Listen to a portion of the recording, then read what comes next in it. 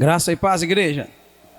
Vamos ler a Bíblia, queridos, hoje, 1 Samuel, capítulo 23. 1 Samuel 23. Foi anunciado a Davi: olha, os filisteus pelejaram contra Keila e saquearam as eiras. Perguntou Davi ao Senhor: irei eu e ferirei os filisteus? Respondeu-lhe o Senhor: vai, e ferirás os filisteus e livrarás Keila. Os homens de Davi, porém, lhe disseram: tememos aqui em Judá, quanto mais indo a Keila contra os exércitos dos filisteus. Então Davi tornou a consultar o Senhor, e o Senhor lhe respondeu: levanta-te, desce a Keila, pois te dou os filisteus nas tuas mãos. Assim Davi partiu os seus homens a Keila, pelejou contra os filisteus e levou o gado. Fez grande matança entre eles e livrou os moradores de Keila. Ora, quando Abiatar, filho de Aimeleque, fugiu para Davi a Keila, desceu com a estola sacerdotal na mão. Foi anunciado a Saul que Davi tinha ido a Keila. Disse Saul: Deus os entregou nas minhas mãos. Está encerrado, pois entrou numa cidade de portas e ferrolhos. Então Saul convocou todo o povo à peleja para que descessem a Keila e cercassem Davi e os seus homens. Sabendo Davi que Saul maquinava este mal contra ele, disse a Abiatar, o sacerdote: traze aqui a estola sacerdotal. Disse Davi: ó Senhor Deus de Israel, teu servo ouviu que Saul procura vir a Keila a fim de destruir a cidade por minha causa. Será que o povo de Keila me entregará nas mãos dele? Descerá Saul como o teu servo tem ouvido? Ah, Senhor Deus de Israel, faze-o saber ao teu servo. Respondeu o Senhor: descerá. Disse mais Davi: eles me entregarão, os homens de Keila, a mim e aos meus homens nas mãos de Saul? Respondeu o Senhor: entregarão. Então Davi se levantou com os seus homens e cerca de 600 saíram de Keila e foram-se sem destino definido. Sendo anunciado a Saul que Davi escapara de Keila, cessou de sair contra ele. Davi permaneceu no deserto em lugares fortes e ficou na região montanhosa no deserto de Zif. Saul buscava-o todos os dias, porém Deus não o entregou nas suas mãos. Vendo Davi que Saul saíra para matá-lo, esteve no deserto de Zif, em Oreza. Então se levantou Jonatas, filho de Saul, e foi para Davi em Oreza, e lhe fortaleceu a confiança em Deus. Disse-lhe: não temas, a mão de Saul meu pai não te achará. Tu reinarás sobre Israel, e eu serei contigo segundo o que também Saul, meu pai, bem sabe. Ambos fizeram aliança perante o Senhor. Então Jonatas voltou para sua casa, mas Davi ficou em Oreza. Subiu os zifeus a Saul em Gibeá e disseram: não se escondeu Davi entre nós nos lugares fortes em Oreza, no outeiro de Aquilá, que está à mão direita de Gesimom? Agora, ó rei, desce apressadamente, conforme todo o desejo da tua alma, a nós nos toca entregá-lo nas mãos do rei. Respondeu Saul: bendito sejais vós do Senhor, pois vos compadeceste de mim. Ide, informai-vos ainda melhor, sabei e notai o lugar que frequenta e quem o tenha visto ali. Foi-me dito que é muito astuto. Atentai bem e informai-vos acerca de todos os esconderijos em que ele se oculta. Quando estiveres bem seguros, voltai para mim, então irei convosco. Se ele estiver na terra, eu o buscarei entre todos os milhares de Judá. Assim se levantaram eles e foram a Zif, adiante de Saul. Ora, Davi e os seus homens estavam no deserto de Maom, na campina do sul de Gesimom. Saul e os seus homens foram-se em busca dele. Sendo isso anunciado a Davi, desceu ele à penha que está no deserto de Maom. Ouvindo-o Saul, perseguiu a Davi no deserto de Maom. Saul ia de um lado do monte e Davi e os seus homens do outro, apressando-se em fugir para escapar de Saul. Porém, assim que Saul e os seus homens estavam para cercar Davi e os seus homens para os prender, chegou um mensageiro a Saul dizendo: apressa-te e vem, os filisteus invadiram a terra. Pelo que Saul desistiu de perseguir Davi e se foi ao encontro dos filisteus. Por esta razão, aquele lugar se chamou Selá Amalecote. e subiu Davi dali e ficou nos lugares fortes de Engede. Deus, muito obrigado. Outra vez, Pai, estamos reunidos para estudar a Tua palavra. Querido Espírito Santo de Deus, fale conosco aquilo que nós precisamos ouvir neste texto que acabamos de ler. E já te agradecemos, Senhor, por tudo, em nome do Senhor Jesus Cristo. Amém. Aleluia. Pode sentar, queridos. Mais uma vez, nós vamos ver então Davi na sua fuga, fugindo para salvar sua própria vida do rei Saul, que tenta de todas as formas matar Davi para impedir que Davi assumisse o reinado, o trono que Deus havia já prometido a Davi e já ungido Davi para isso. Nós vamos encontrar nesse texto então o quê? Que os filisteus atacam a cidade de Keila e Davi é avisado desse ataque. E Davi então vai e consulta a Deus e livra Keila com uma grande matança. Veja bem, os primeiros versículos vão mostrar isso para nós. Foi anunciado a Davi que os filisteus estavam atacando a cidade de Keila. Aí, Davi, irmãos, consulta a Deus. Se Davi pergunta a Deus se ele deve ir e se Deus vai entregá-lo nas mãos dele. Deus vai e fala para Davi: sim, pode ir, porque eu vou entregar o povo nas suas mãos. Eu vou entregar os filisteus nas suas mãos. Obrigado, viu, irmão? E aí acontece o seguinte, irmãos, quando ele recebe de Deus a direção, pode ir, porque você vai ferir os filisteus, versículo 2, vai e ferirás os filisteus e livrarás a Keila. Acontece um fato muito comum com qualquer pessoa. Os homens que estavam com Davi dizem para Davi: nós estamos com medo de ficar aqui, quanto mais se a gente for lá para enfrentar os filisteus. E aí, irmãos, quando os homens falam isso, Davi vai e consulta ao Senhor outra vez, perguntando ao Senhor se ele devia ir e se ele ia vencer. Aí Deus vai e fala para Davi outra vez, versículo 4, levanta-te e desce a Keila, pois te dou os filisteus nas tuas mãos. E o versículo 5 vai dizer que Davi partiu com os seus homens, pelejou contra os filisteus, levou o gado deles e fez uma grande matança no meio dos filisteus e livrou os moradores de Keila. Até o versículo 5 está narrado essa parte aqui. Eu quero parar um pouquinho nesses primeiros versículos para mostrar para os irmãos um detalhe importante, irmãos, que todo crente precisa carregar consigo. E muito mais nesses últimos tempos, em que nós estamos vendo muitas igrejas sendo abertas, igrejas para todo lugar sendo abertas, pessoas decepcionadas com igrejas, com líderes, pastores, enfim, uma confusão generalizada. E eu penso nisso, porque eu aceitei Jesus numa época que era bem diferente. Na época que eu aceitei Jesus, o chamado ministerial era algo muito sério e as pessoas, na verdade, quase que resistiam ao chamado, porque o chamado naquela época não te dava lucro nenhum material, era uma entrega, na verdade, era uma vocação, com muita preocupação para você não me entender mal, era um sacerdócio. Então era algo que você entrava sabendo que você estava se dando, se oferecendo, não ia ter nada em troca material, você ia comer o que viesse à mesa. Era assim na época do pastor Marci, muito mais, né, pastor Marci? Quando ele aceitou Jesus 14 anos de idade, não foi isso?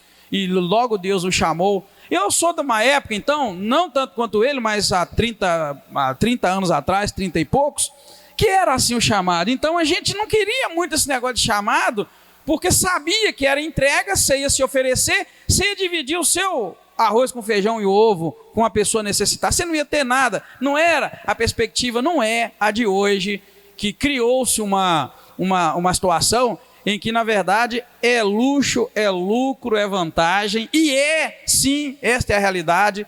A meninada hoje abre uma igreja, abre uma porta e não quer ser submisso a uma igreja, a um pastor, vai e abre uma portinha. E ali as coisas ficam muito perdidas e muito bagunçadas. A gente vê, às vezes, pastor fulano fez isso, mas vai investigar a vida e ver se é pastor mesmo. Se tem algum princípio, se tem algum chamado, muitas vezes não tem. Então eu preciso parar um minutinho ali nesses primeiros 5 versículos para te falar algo. Eu não pus ali para não encher muito, porque eu coloco só 2 slides para a gente terminar mais rápido, né, dentro do nosso tempo. Mas veja bem, irmãos, Davi consultou a Deus 2 vezes para saber de Deus se ele deveria enfrentar os filisteus e se Deus ia dar nas mãos dele os filisteus que estavam atacando Keila. Nós sabíamos que os filisteus já tinham uma condenação da parte de Deus, que deveriam ser destruídos, porque eles estavam se levantando contra o povo de Deus. Então, o que eu quero colocar para os irmãos? O fato de Deus a ter dito que os filisteus deveriam pagar pelos seus pecados, todo povo que se levanta contra Israel, na verdade, tem uma pena, que nós sabemos qual Deus não se agrada, e aquele povo sofre. Então o filisteu se enquadrava nessa. Davi já havia lutado contra os filisteus em outro tempo e vencido. Então um motivo que talvez levaria Davi, não, eu não preciso nem consultar a Deus, porque na verdade Deus quer destruir, Deus quer que o povo que se levanta contra Israel seja destruído. Tudo bem, um ponto. Segundo ponto, irmãos, era que Davi tinha necessidade, ele como pessoa, como fugitivo na verdade, ele tinha necessidade de vitórias e mais vitórias, até mesmo para ele se firmar como rei, que ele já havia sido ungido. E por aí a gente poderia pensar em muitos outros motivos para ele ir e enfrentar os filisteus sem consultar a Deus. Isso me chamou a atenção. Por que Davi consultou a Deus uma vez? Eu devo ir? E Deus, vai que você vai ferir os filisteus. E depois, quando ele diz isso, que os homens dele temem, está registrado no versículo 3, ele vai outra vez e consulta ao Senhor. Senhor, eu devo ir? E Deus vai e fala, levanta e vai. Outra vez Deus fala, levanta e vai, que os filisteus eu estou entregando nas tuas mãos. Isso, irmãos, tem um princípio muito, muito grande aqui que a gente não pode confundir. E depois vocês vão entender por que eu fui dizer que na minha época, lá anos atrás, ser chamado para ser pastor era algo que a gente sabia que era de entrega, era de dar a vida, e ia dar a vida, o tempo, tudo. Porque você precisa aprender uma coisa, eu e você, nós precisamos aprender, que uma necessidade minha ou que nós tenhamos, não configura um chamado para um ministério. Uma necessidade que eu tenho não se configura motivos para que eu pense que é um ministério. Essa é uma das questões que às vezes as pessoas acham que tem chamado para ser pastor, para ser missionário, para ser um punhado de coisa, e envergonham o evangelho, e fica envergonhando igual você está vendo por aí. Eu vejo cada notícia, irmãos, e eu vou procurar saber, oh meu Deus, será que é um pastor mesmo? Uma reportagem recente agora, é que um pastor foi morto, estava ajoelhando orando, não sei se vocês leram isso, o pastor estava ajoelhando orando, esqueci o lugar, eu tenho que me lembrar, mas eu não gravei, não guardei o lugar. O pastor estava ajoelhando, orando, entrou alguém na igreja, por trás dele, deu não sei quantos tiros nele, matou. Vocês ficaram sabendo disso? Não, né? É um lugar, eu não me lembro onde, eu tenho que procurar saber direitinho para passar para você. Aquilo me preocupou, falei, ô Senhor, meu Deus, eu sou pastor, e eu não quero ser atacado dessa forma e morrer. Mas eu pensei, meu Deus, será que esse camarada tinha algum problema? Ele era um pastor de longa data, o que estava acontecendo? Aí uma outra reportagem já mostrou com mais detalhe, o camarada tem só 2 anos que ele estava envolvido na direção da igreja, e ele era acusado de um crime e estava preso, e saiu, e eles já o constituíram um pastor.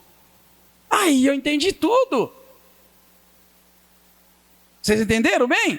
Então o camarada tinha um crime, tinha um crime grave, era homicídio, mas não sei o que lá. Aí o camarada aceitou Jesus. Eu não duvido que ele não tenha aceitado Jesus, não, de forma alguma. Mas rapidamente o constituíram como pastor. E aí ele estava lá orando, não estou falando que o camarada estava em pecado, não. Mas eu quero dizer sobre o tempo de um chamado e de um envolvimento no ministério, para carregar um título nas costas, seja de pastor, de missionário, de missionária. Está entendendo, irmãos? Estou sendo claro? Aí aquele camarada, então, irmão, morreu ali e estava estampado, que pastor morre. Eu me preocupei, falei, eu tenho que saber isso. Então eu fui entender, querido. E isso já estava no meu coração, dentro desse texto que a gente tem que estudar. Chamado é coisa séria. A gente não pode levar uma necessidade pessoal, levá-la e encarar aquela necessidade pessoal como um chamado ministerial. Todos nós somos chamados a ganhar alma. Amém, queridos? Amém? Você já ganhou alguma alma esse ano? Está vencendo o ano. Todos nós somos chamados a ganhar alma. Mas não é porque você é ganhador de alma que você vai fazer desta questão um ministério. Vai dizer, não, eu tenho que ser pastor porque eu sou ganhador de alma, ou eu tenho que ser missionário porque eu amo missão. É diferente, chamado é chamado, e a gente tem que levar isso a sério, e não podemos levar isso, irmãos, só porque arde no nosso coração algum desejo, e nós vamos encarar aquilo como chamado, e depois vamos envergonhar o evangelho por aí, sabe? Tem gente que pensa assim, eu preciso de um cargo na igreja para eu ficar firme. Meu Deus, essa pessoa não pode nunca ter um cargo, mas é diferente. As pessoas às vezes, eu preciso ter um cargo na igreja. Já chegou gente perto de mim, pastor, eu preciso fazer alguma coisa, senão enfraqueço. Está errado. A necessidade minha não pode constituir base para um chamado, não tem nada a ver para um ministério, desculpa, nada a ver. Então a pessoa que tem que ter um cargo ou algo na igreja para que ela se firme, ela está no caminho errado. Ela tem que se firmar primeiro para depois ela ter ou almejar um cargo que seja na igreja. A gente não pode dar cargo para alguém para segurar essa pessoa, é dar um tiro no pé. Ela não está apta para isso. O que está acontecendo? Você tem que estar firme e acabou. Amém, queridos? Você tem que estar firme e acabou. Você tem que amar a obra do Senhor e esperar o tempo de Deus na sua vida. A própria experiência de Davi é um exemplo que quando Deus ungiu Davi, foi num tempo para ele assumir o trono. Nós estamos agora rodando na Bíblia, até agora ele não assumiu o trono. Ele já foi empregado de Saul para tocar harpa lá e o demônio e o espírito mau sair de Saul. Ele se tornou chefe do exército, de um grupo de soldados. Um punhado de coisas Davi fez, irmãos, mas ainda ele não é rei reconhecido pelo povo. Então o tempo entre chamada e Deus nos colocar no lugar que Ele quer, a gente tem que rodar um pedaço de chão muito bom. Não tem esse negócio. Pode olhar, todo homem da Bíblia teve um tempo que rodou para chegar até lá. Então eu preciso que os irmãos, essa pequena parada fora daquele texto ali, é para você ver. Davi consultou a Deus, devo ir? Deus falou, vai. O povo teve medo, ele foi outra vez, devo ir? Deus falou, vai. E ele vai, e ele é livre. Então assim, e um detalhe importante é que aqui ele recebe duas respostas positivas de Deus. Eu devo ir, Senhor, vai me dar a vitória? Vou, pode ir. Aí o povo, os homens ficam com medo, ele repete, Senhor, eu devo ir? O Senhor fala, vai que eu já te dei a vitória. Duas respostas positivas, mas vocês vão ver que cá na frente, Deus não vai dar resposta positiva para ele, e ele vai ser obediente, tá, queridos? Então, Davi poderia pensar assim, eu sou ungido rei, então eu sou rei de Israel, eu vou resolver essa questão com Saul rapidamente, porque Deus já me chamou. Muitos de nós, irmãos, confundem chamado na vida por isso. Eu já vi muita gente que tem chamado para pastoral e passa por cima do seu pastor. Tem chamado para liderar e passa por cima do seu líder. Só porque Deus me chamou, eu não posso passar por cima das pessoas que Deus colocou sobre mim.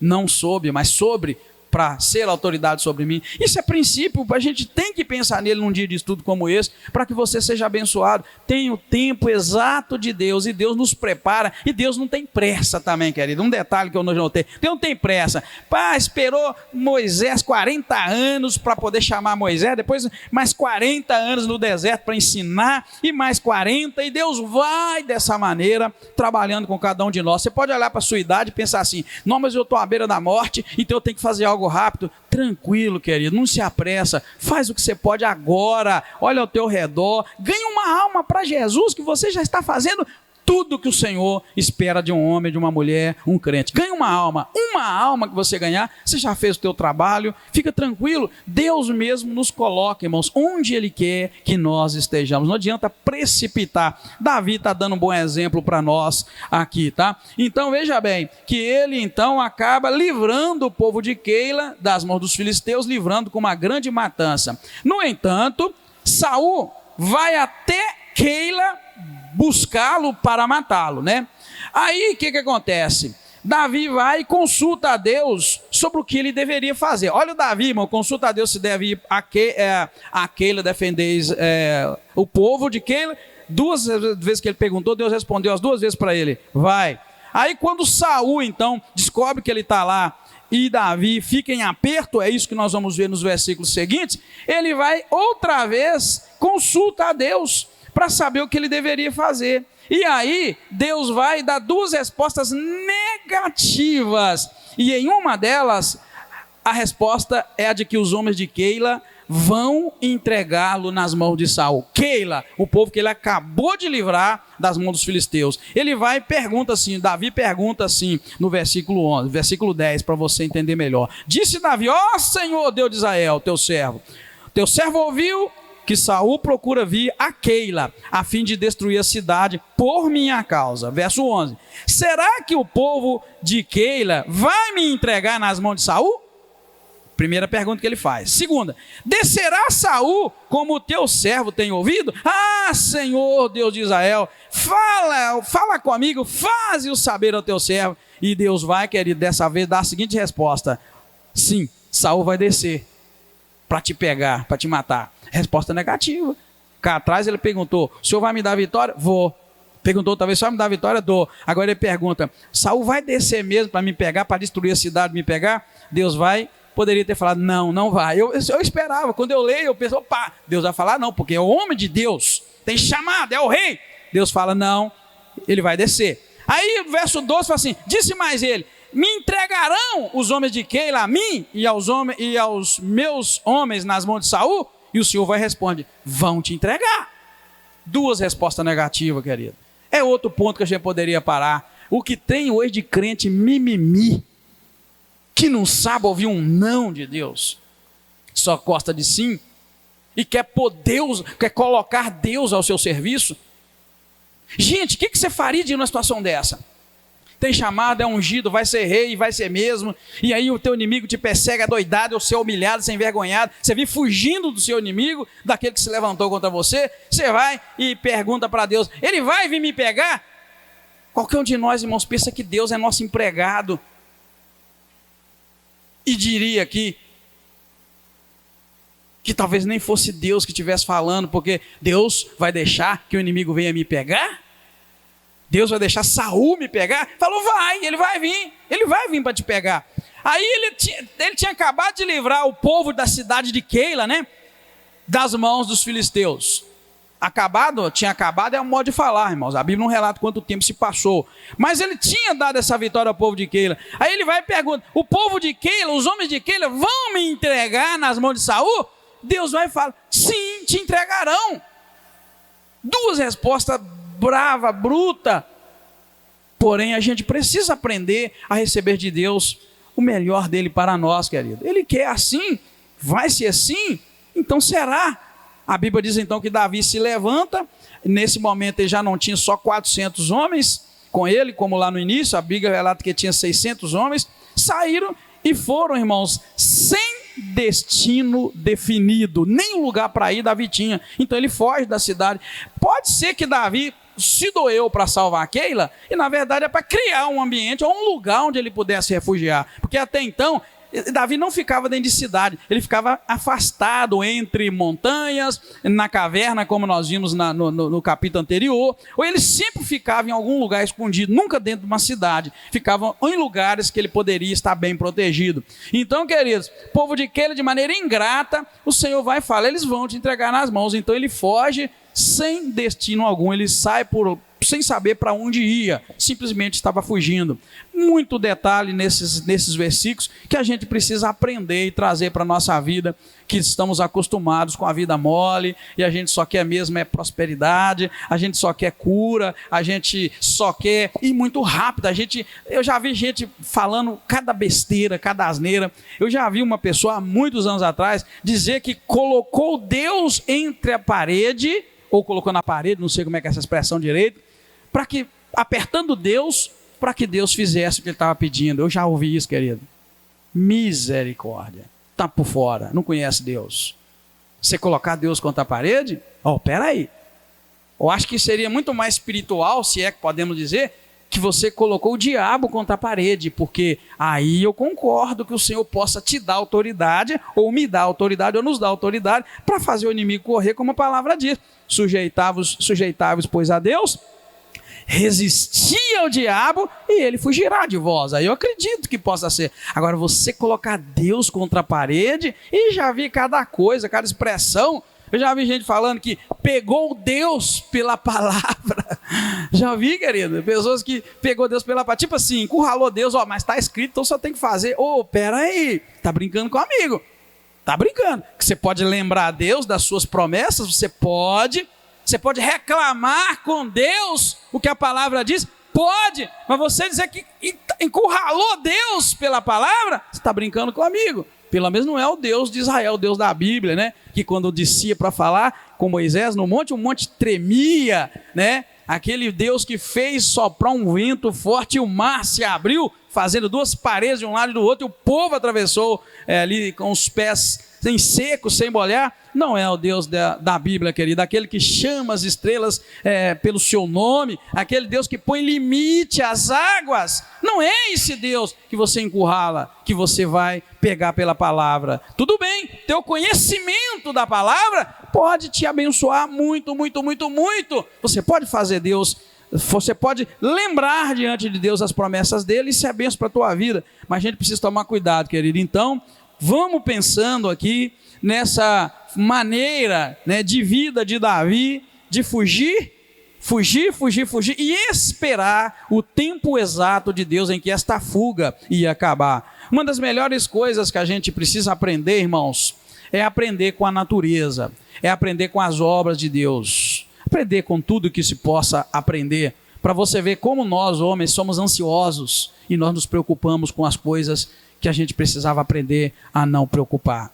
Quando o Senhor Jesus vai dizer para a gente não andar ansioso com coisa alguma, observar os pássaros, observar o lírio, quando o Senhor começa a dizer essas coisas para nós, a gente precisa começar a observar a mesma natureza, irmãos. Não se preocupa, não trabalha, não fia, não tece, e Deus no tempo certo dá tudo que aqueles seres precisam para viver, para sobreviver. Precisa de ir tão poeticamente, não. Olha um cachorrinho vira-lata na rua, por exemplo, o bicho não tem dono, ninguém trata, ninguém faz nada naquele cachorrinho, e aquele cachorrinho, querido, ele fica ali e ele vai viver o tempo determinado para viver e vai morrer no tempo, e nós aqui nos matando de ansiedade, preocupados com as coisas que a gente poderia descansar nas mãos do Senhor. A experiência de Davi deixa isso para nós. O camarada estava indo de acordo com o mover e estava tranquilo, e agora o versículo 3 vai dizer que ele foge de Keila sem destino, mas está indo. Ele sabe que não é o tempo de assumir o trono, não é hora, não está no tempo, tem a promessa, mas vai caminhando,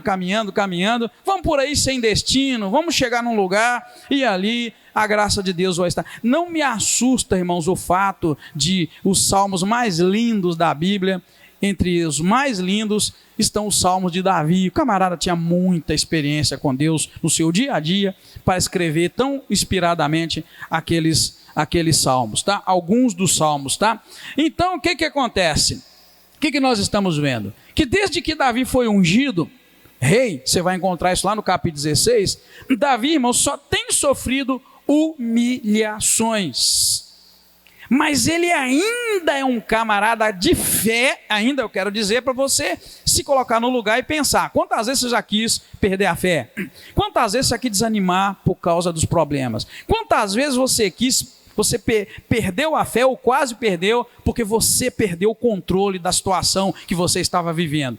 No entanto, Davi, irmãos, só humilhado, envergonhado, fugitivo, e ele ainda é um camarada que está de pé. Vou fugir sem destino, mas eu vou continuar crendo no meu Deus, consultando o meu Deus, ouvindo o meu Deus, e o que é mais incrível, obedecendo a voz do meu Deus.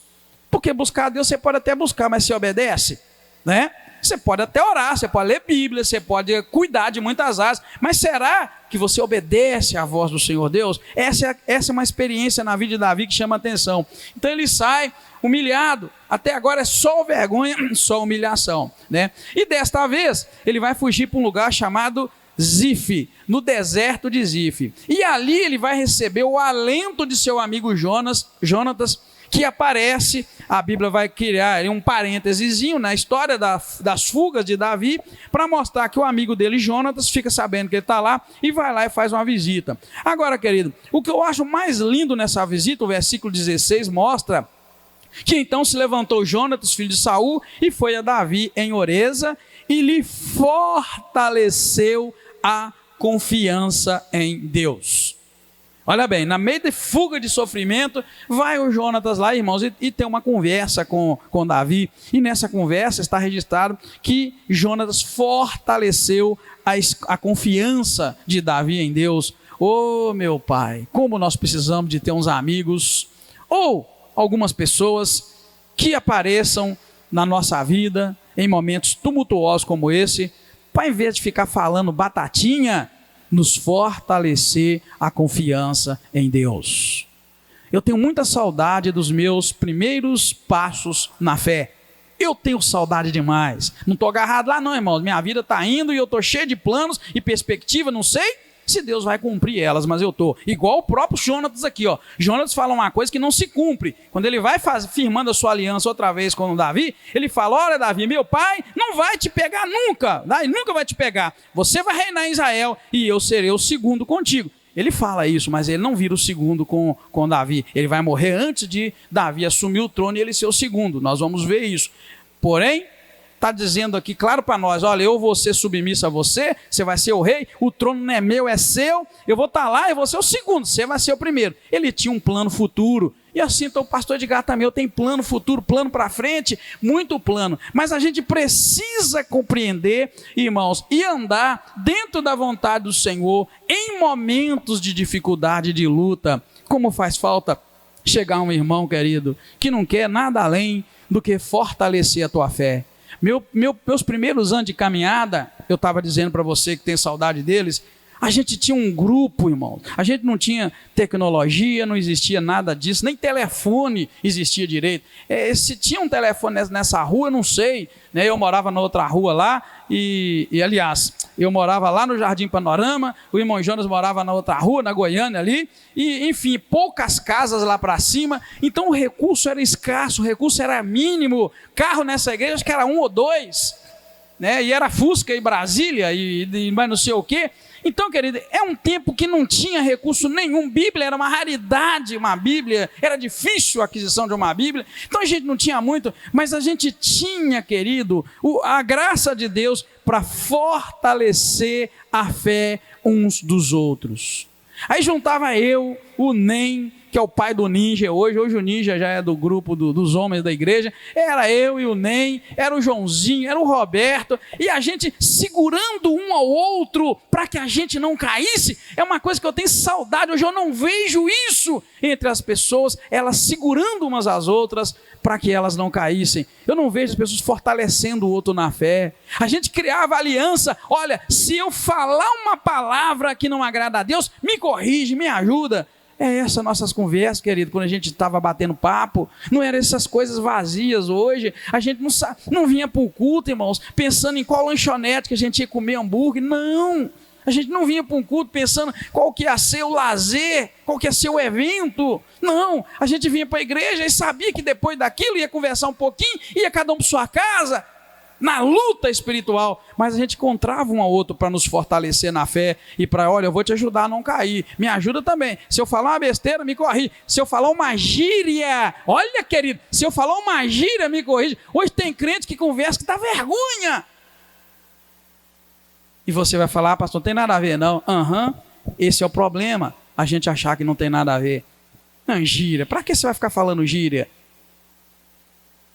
Né? Para que você vai falar? Para e pensa, para que você vai falar? Eu falo porque todo mundo fala, mas será que porque todo mundo fala, você vai falar? Gente, tem crente que se você escutar a conversa, você não vai saber que ele é crente. Você só vai saber se ele te falar: olha, eu sou crente. Porque até então, conversa, maneira de vestir, maneira de andar, caráter no meio de crente, não fala de caráter, porque senão o povo vai brigar. Não pode falar de caráter. Caráter, querido, não é coisa de crente, não. Caráter é coisa de qualquer ser humano. Amém, queridos? comprar, pagar, não mentir, não roubar, não adulterar, mais 300 coisas aí. Isso não é privilégio de crente, isso não é característica de crente, é característica de todo ser humano que quer viver em sociedade.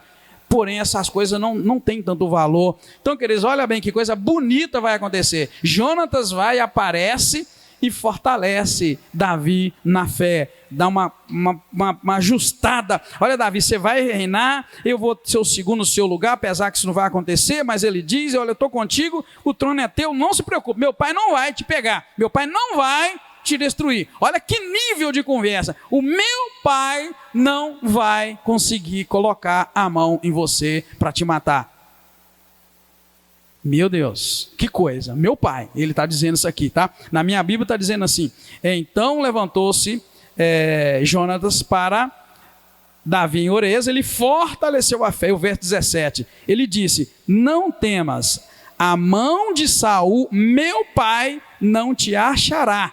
Tu reinarás sobre Israel, e eu serei o segundo, e eu serei contigo o segundo, o que também meu pai Saul bem sabe. O meu pai, ele está dizendo. Então por aí vai, querido, tá? Mas o que acontece? Enquanto a Bíblia abre esse parênteses para mostrar para nós que Jonatas surge para fortalecer a fé de Davi, enquanto isso, irmãos, os habitantes da cidade de Zif, onde Davi está nos arredores escondido, né, se oferecem a Saul para trair Davi, entregando nas mãos de Saul. Mas Deus livra Davi outra vez. Dessa vez, o que acontece que Deus livra? Enquanto estava lá já negociado que o povo de Zif se ofereceu para entregar Davi nas suas mãos, verso 20 diz assim, o povo disse assim, o povo da cidade: agora, ó rei, desce apressadamente, conforme todo o desejo da tua alma. A nós nos toca entregá-lo nas mãos do rei. Então eles se ofereceram para entregar. E foi tudo muito bem combinado, mas aí acontece que enquanto eles estavam lá observando todas essas coisas, chega um mensageiro, verso 27, e diz para Saul: olha, apressa-te e vem, porque os filisteus invadiram a terra. E aí Davi então desiste de buscar, Saul desiste de perseguir Saul e volta para a sua terra. E a Bíblia vai dizer, no versículo 29, que Davi então foge, né? Subiu Davi dali e ficou nos lugares fortes de Engede. Aí ele já tem um destino para onde ele foi, e a Bíblia relata muito bem. E aí ele então foge. Eu coloquei foge em letra maior aqui, em negrito, para que você veja que quanta humilhação, quanto sofrimento para uma pessoa que tem chamado, para uma pessoa que Deus já disse: você vai reinar sobre Israel, o meu povo. Mais uma vez ele vai fugir. E essa fuga vai longe, irmãos. Ele vai poupar a vida do rei Saul e vai fugindo, até que ele chega no lugar que Deus queria, que era o trono. Amém, queridos? Para a gente concluir, depois eu vou deixar que cada um fale. Para a gente concluir, eu concluo em cima dessa experiência que Davi teve com Jonatas. Grandes homens de Deus, como Davi, Paulo e muitos outros, incluindo nosso Senhor Jesus Cristo, experimentaram períodos de desânimo e até depressão. Tá, irmãos? Essa é a grande verdade. Paulo, Davi e muitos outros experimentaram períodos difíceis de desânimo e até depressão. Mas Deus, em sua infinita bondade, sempre enviará um Jonatas, entre aspas, para lhes fortalecer a confiança em Deus, para seguir em frente, apesar das dificuldades. Estamos vendo Davi, um homem humilhado, um homem que sofre, que está sofrendo. Estou dizendo para você, fortaleça a tua fé, não desanima. Se tem luta para você, passe por essa luta com honra, tá? É o que eu disse para os irmãos com relação ao Covid, tá? No início tinha muita gente querendo, vamos fechar a igreja porque está perigoso, vão morrer. Eu falei, gente, vamos abrir a igreja, vamos obedecer, vamos ficar longe um do outro, não vamos abraçar, não vamos fazer nada, porque a vida não pode parar. No dia que proibir, nós fechamos a igreja. Eu disse para os irmãos, mas vamos tocar a vida para frente, vamos ter graça do Senhor, confiança no Senhor, vamos tocar a vida, porque se tiver que morrer, nós vamos morrer. Mas nós não vamos provocar a morte, mas nós vamos morrer. Então por que eu vou travar a minha vida com medo? Não pode. Então o medo tomou conta. Muita gente morreu de medo, querido, tá? De março para cá, muita gente morreu de medo porque deixou que o pânico e o pavor tomasse conta. Aqui no púlpito, aqui me dava dó. Tinha vezes que eu olhava daqui, eu compartilhava com a minha esposa. Nossa, Nassim, vamos orar pelo irmão fulano, vamos orar pela irmã fulano, porque está dando para ver na cara que a pessoa está com medo. Teve gente que tinha medo, irmão, até de respirar. Glória a Deus que agora já acabou um pouco de medo. Eu sei, teve gente que tinha medo de respirar. Tinha gente que tinha medo de chegar perto. Eu também, eu sei que é perigoso. Mas pare e pensa, diante da dificuldade, Deus sempre vai guardar e fortalecer a nossa vida. Amém, queridos? Perdemos uma irmã idosa aqui de Covid.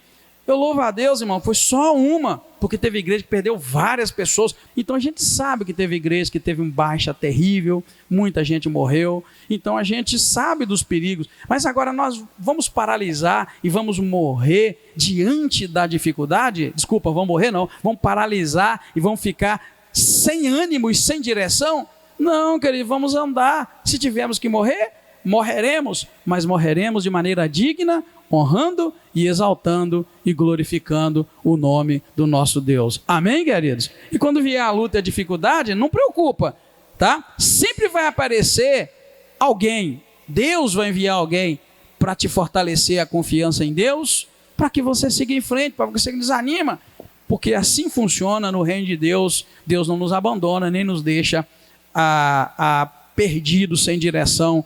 A gente só precisa descansar. Lembra lá do vira-latinha que eu falei? Vira-latinha não preocupa com nada e uma hora a comida chega, ele come, né? Uma hora acontece algo, ele come. Por que a gente fica nesse desespero todo, tá? Existe um provérbio, um ditado, né, oriental, que a gente precisa ser exatamente como aquela planta, eu esqueci o nome dela agora, que dá na água, que ela dobra toda assim com o vento, com a tempestade, e depois ela levanta outra vez. Esqueci o nome dela. Assim a gente deve ser menos rígido possível e mais suave, mais tranquilo nos braços do Senhor, porque vem a tempestade, a luta, você vai, parece, caiu, morreu, acabou. Quando você menos espera, está a pessoa levantada, caminhando para a honra e glória do nome do Senhor. Assim devemos ser nós nas mãos do nosso Deus. Amém? Que Deus abençoe sua vida em nome de Jesus. Muito obrigado, Deus, te agradeço muito por esta oportunidade de ler junto com o teu povo a tua palavra e nela meditar. Fortalece nossa vida, fortalece o nosso coração e nos ajuda, Senhor, a esperar só no Senhor. Muito obrigado, tu és a nossa força, tu és a nossa esperança.